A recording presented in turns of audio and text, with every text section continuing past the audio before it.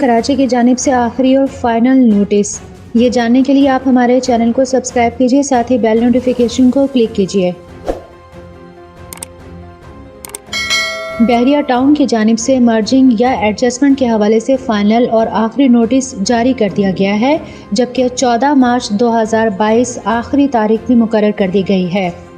Notice के मुताबिक merging या एडजस्टमेंट का इतलाक BTK लिबर्टी कमर्शियल 1 में मासिवाई एंट्रेंस और हेरिटेज विलेज कमर्शियल में होगा, जबकि मर्जिंग के लिए जो इलाके शामिल हैं उनमें बहरिया टाउन कराची की active out of boundary files बशमूल P62 और P63 के हैं। स्पोर्ट सिटी और पैराडाइज की active out of boundary files.